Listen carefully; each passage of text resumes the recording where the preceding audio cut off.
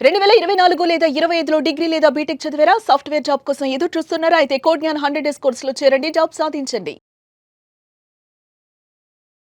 నమస్తే, welcome to Suman TV. నేను మీ anchor Usha. Parents, తల్లిదండ్రులు ఎవరైతే పిల్లల ముందు అరుచుకుంటూ కొట్టుకుంటూ ఉంటుంటారో పిల్లలపై ఏ విధంగా ప్రభావం పడే అవకాశం ఉంటుందన్న దానిపైన మనతో పాటు చైల్డ్ సైకాలజిస్ట్ ప్రసన్న గారు ఉన్నారు. అవి అడిగి తెలుసుకుందాం. నమస్తే ప్రసన్న గారు. నమస్తే. భార్యాభర్తలు ఇంట్లో ఇద్దరు ఎస్పెషల్లీ పిల్లల ముందు అరుచుకోవడం, గట్టిగా మాట్లాడుకోవడం, కొట్టుకోవడం ఏదైతే జరుగుతూ ఉంటుందో రెగ్యులర్ ప్యాటర్న్ అయిపోతూ ఉంటుంది కొంతమందికి లైఫ్లో. ఇది తెలియకుండానే పిల్లల పైన ఏ విధంగా పడే ఎఫెక్ట్ అవకాశం ఉంటుంది అంటారు? అసలు పిల్లలకి ఎమోషనల్ సెక్యూరిటీని ప్రొవైడ్ చేయాల్సిందే తల్లిదండ్రులు. అలాంటిది భద్రతను కల్పించాల్సిన వాళ్ళే పిల్లలు ఎదురుగుండా ఇలా గొడవ పడుతూ ఉంటే పిల్లలు ఒక రకమైన గందరగోళానికి గురవుతూ ఉంటారు. కంగారు, భయం అనేది స్టార్ట్ అవుతుంది. వాళ్ళకి ఇన్సెక్యూరిటీ అనే భావన పెరిగిపోతూ ఉంటుంది. అసలు ఎంతమంది పేరెంట్స్ పిల్లలు ఎదురుగుండా గొడవ పడుతున్నప్పుడు అసలు ఆ సిచ్యువేషన్ని పిల్లలు ఎలా తీసుకుంటారు అని ఎంతమంది ఆలోచిస్తున్నారు? ఎవ్వరూ ఆలోచించట్లేదు. దాని పర్యవసానమే చిన్న వయసులోనే పిల్లలు డిప్రెషన్కి వెళ్ళే కేసెస్ చూస్తున్నాం మనం. అలాగే టీనేజ్కి రాగానే 13 ఇయర్స్ 14 ఇయర్స్కి రాగానే పిల్లల్లో సూసైడల్ థాట్స్ వస్తున్నాయి.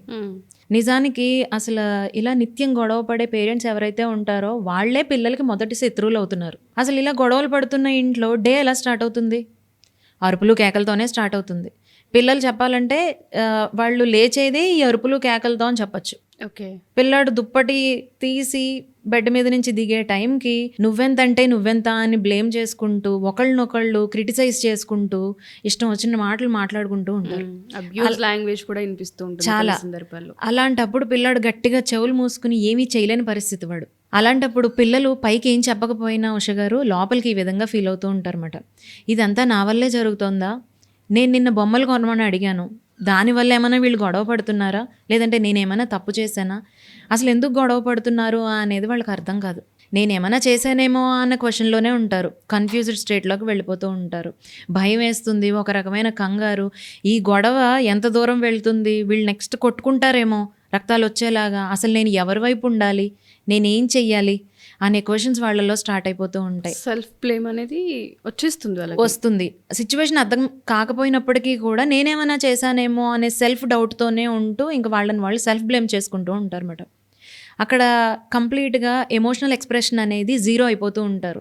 ఎమోషన్స్ అన్నీ సప్రెస్ చేసేసి అక్కడ తనకి అనిపిస్తుంది, నన్ను ఎవరైనా హగ్ చేసుకుంటే బాగుండు, నన్ను ఎవరైనా దగ్గరకు తీసుకుంటే బాగుండు, చాలా ఎలోన్గా ఫీల్ అవుతూ ఉంటారు పిల్లలు. కానీ ఎవరినైనా అడగాలి అమ్మని కానీ నాన్నని కానీ అంటే అక్కడ అమ్మేమో చిరాకులో ఉంది, నాన్నేమో విపరీతమైన కోపంలో ఉన్నారు.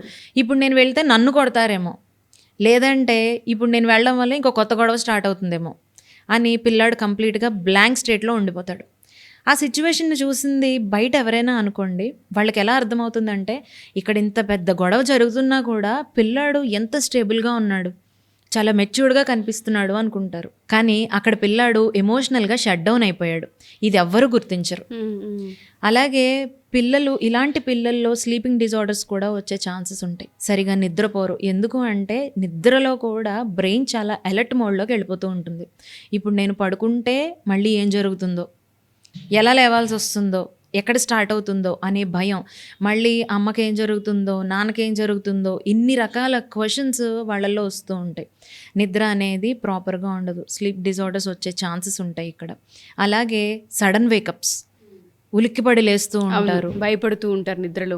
బ్యాడ్ డ్రీమ్స్ వస్తూ ఉంటాయి. అంటే ప్రాపర్గా స్లీప్ ప్యాటర్న్ కూడా ఎక్కడ లేదు. అక్కడే డెవలప్మెంట్ అనేది ఆగిపోతూ ఉంటుంది. మీరు ఇందాక ఎమోషనల్గా సప్రెస్ అయిపోతారని చెప్పారు కదా, అంటే వాళ్ళకి వచ్చిన ఏడుపుని కానివ్వండి, కోపాన్ని కానివ్వండి, ఏది వ్యక్తపరచలేరు అంటారా బయటికి? పిల్లల్లో అది స్టార్ట్ అయిపోతుందండి ఆ వయసు నుంచి స్టార్ట్ అవుతుంది. ఎమోషనల్ ఎక్స్ప్రెషన్ ఎప్పుడైతే ఇంట్లో జీరో అయిపోయిందో తను సప్రెస్ చేసిన ఎమోషన్స్ అన్నీ కూడా వేరే వాళ్ళ మీద, బయట వాళ్ళ మీద చూపించడానికి ట్రై చేస్తూ ఉంటారు. అంటే ఎలా అంటారు? అంటే అగ్రెసివా, లేదు అంటే ఆ ఇరిటబిలిటీ, తన మాట ఎవరు వింటలేదు, తను ఎవరైనా అర్థం చేసుకుంటే బాగుండు అనే థాట్స్ ఉంటాయి కదా, అది కంప్లీట్గా ఇరిటబిలిటీలోకి, అగ్రెషన్లోకి కన్వర్ట్ అయిపోతూ ఉంటాయి. దాన్ని సిబ్లింగ్స్ మీద చూపిస్తూ ఉంటారు, లేదంటే స్కూల్లో ఫ్రెండ్స్ మీద చూపిస్తారు. అందుకే మనం కంప్లైంట్స్ వింటూ ఉంటాం, మీ అబ్బాయి చాలా arrogant గా బిహేవ్ చేస్తున్నాడు, rude గా ఇంపల్సివ్గా మాట్లాడుతున్నారు. రూడ్గా మాట్లాడుతున్నాడు అని చెప్తూ ఉంటారు. టీచర్స్తో కూడా యారోగెన్సీ అనేది చూపిస్తూ ఉంటాడు. సో ఇలా సప్రెస్ చేసిన ఎమోషన్స్ అన్నీ ఒక్కసారిగా అవుట్ బస్ట్ అయితే ఇలాంటి పర్యవసానాలు చూస్తూ ఉంటాం అన్నమాట. సో మీరు అన్నట్టుగానే ఎమోషనల్ వీక్ కనిపిస్తుంది అండ్ దాంతోపాటు అగ్రెసివ్ బిహేవియర్ కూడా కనిపిస్తుంది. ఒకవేళ ఇంట్లో ఇద్దరు పిల్లలు కనుక ఉండుంటే బిహేవియర్ ఇదే ప్యాటర్న్ ఉండే అవకాశం ఉంటుంది అంటారా? అంటే సప్రెస్ అవ్వడం కానివ్వండి, అగ్రెసివ్ కానివ్వండి అయ్యే అవకాశం ఉంటుందా? యూజువల్లీ ఏ ఇద్దరూ కూడా ఒక విషయాన్ని సేమ్గా ఎవరు పర్సీవ్ చేసుకోరు. సో 2 డిఫరెంట్ పర్సనాలిటీస్ ఉన్నప్పుడు 2 డిఫరెంట్ పర్సెప్షన్స్ మనం చూస్తాం. సో ఇంట్రోవర్ట్ అయి ఉంటే ఎలా బిహేవ్ చేస్తారు, ఎక్స్ట్రోవర్ట్ అయితే ఎలా బిహేవ్ చేస్తారు. ప్రతి ఇంట్లోనూ ఇద్దరు పిల్లలు ఉంటారు కదా, ఒకే తల్లికి పుట్టిన ఏ ఇద్దరు పిల్లలు కూడా ఒక విధంగా ఆలోచించరు. సో 2 డిఫరెంట్ పర్స్పెక్టివ్స్ ఉంటాయి ఇక్కడ. సో వాటి గురించి కూడా మనం పార్ట్ 2లో ఖచ్చితంగా డిస్కస్ చేద్దాం. ఓకే. ఇక్కడ పిల్లలకి ఒక రకమైన ఇన్సెక్యూరిటీతో పాటు ఒక హోప్ కూడా క్యారీ చేస్తూ ఉంటారు పిల్లలు. అదేంటి అంటే రీయూనియన్ అనే హోప్ వాళ్ళకి లైఫ్ అంతా కూడా వెంటాడుతూనే ఉంటుంది. ఏమని, నా ఫ్యామిలీ మళ్ళీ నార్మల్గా ఉండి హ్యాపీగా ఉంటే బాగుండు, నాతో నవ్వుతూ ఉంటే చాలు, హ్యాపీగా వాళ్ళిద్దరూ అమ్మ నాన్న నవ్వుతూ నన్ను దగ్గరికి తీసుకుంటే చాలు అనే హోప్తోనే లైఫ్ అంతా గడుపుతారు, లీడ్ చేస్తూ ఉంటారు. ఓకే.